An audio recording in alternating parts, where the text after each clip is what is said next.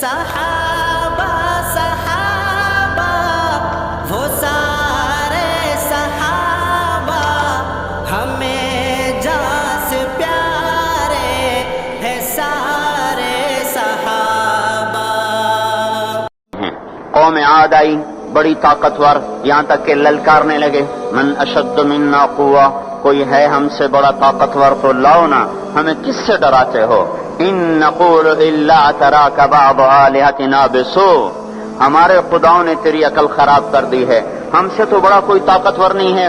تو اللہ تعالیٰ نے فرمایا اولم یروا ان الذی خلقہم هو اشد منہم قوہ، اے ہود انہیں بتاؤ جس نے تمہیں پیدا کیا ہے وہ تم سے زیادہ طاقتور ہے.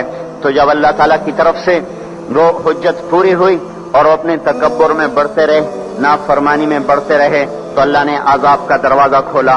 قحط آ گیا، انسان ایسے بھوکے، اور وہ انسان ہماری طرح تو تھے نہیں.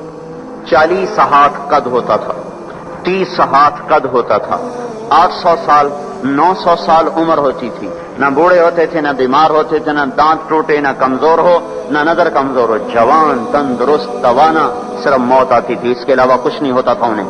اور ان کے بھوک بھی زیادہ، وہ اپنی ضرورتوں کا غلہ بھی کھا گئے، پھر جہاں حلال بھی کھا گئے، پھر کتے بھی کھا گئے، بلے بھی کھا گئے، چوہے بھی کھا گئے، جو چیز ہاتھ میں آئی سانپ بھی کھا گئے، ہر چیز کھا گئے، پر نہ بارش کا قطرہ گرا، نہ زمین کا دانہ پھوٹا. یہاں کے درخت توڑ توڑ کے ان کے پتے چبا گئے، قحط دور نہ ہوا.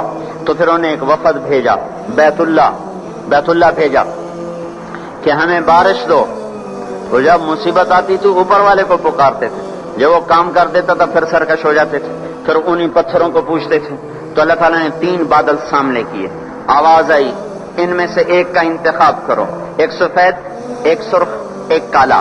تو آپس میں کہنے لگے سفید تو خالی ہوتا ہے، سرخ میں ہوا ہوتی ہے، کالے میں پانی ہوتا ہے. ان کا یہ پانی، یہ کالا چاہیے، یہ کالا چاہیے.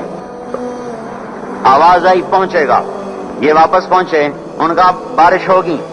تو پھر جب ساری قوم کٹھی ہوئی تو اللہ نے وہ بادل بھیجا. فلما رأوه عارضا مستقبل اودیتهم، وہ بادل آیا کالا، کہنے لگے ھذا عارض ممطرنا، وہ دیکھو آئی بارش. تو اللہ تعالیٰ نے کہا بل هو ما استعجلتم به، یہ بارش نہیں، یہ وہ عذاب ہے جو تم ہود سے کہتے تھے. کون ہے ہم سے بڑا جو ہمیں کچھ کر لے؟ اب تیار ہو جاؤ. ریح فیہا عذاب علیم تدمر کل شیء بامر ربہا. اب دیکھو کیسے تمہارا رب تمہیں اڑاتا ہے. ان کے گھروں کو ہوا نے اڑا دیا، ان کو ہوا نے اڑا دیا. 60 ہاتھ اونچے قد کے لوگ اور تنکے کی طرح ہوا میں اڑ رہے تھے، اور ان کے سروں کو آپس میں ہوا ٹکرا رہی تھی. وہ گھومتے تھے، سر ٹکراتے تھے، گھومتے تھے، سر ٹکراتے تھے. بعض لوگ بھاگ کے غاروں میں چھپ گئے تو ہوا کا بگولا ایسے زوردار طریقے کے ساتھ غار کے اندر جاتا اور پھر ایک دھماکے کے ساتھ ان کو باہر نکالتا، پھر ان کو ہوا میں اچھال دیتا گیند کی طرح، پھر ان کے سر آپس میں ٹکراتے ان کی کھوپڑیاں پھٹ گئیں اور ان کے بھیجے ان کے چہروں پہ نکل آئے. اور پھر اللہ نے الٹا کے ان کو زمین پر مارا، سر الگ ہو گیا، دھڑ الگ ہو گیا. پھر اللہ نے للکار کے پوچھا فہل تری لہم من باقیہ، کوئی ہے باقی تو دکھاؤ کہ اس کا بھی صفایا کر دوں. کوئی نظر نہ آیا، سب کو اللہ نے مٹایا. جو کام قوم عاد کرتی تھی وہ کام آج فیصلہ آباد میں ہو رہے ہیں.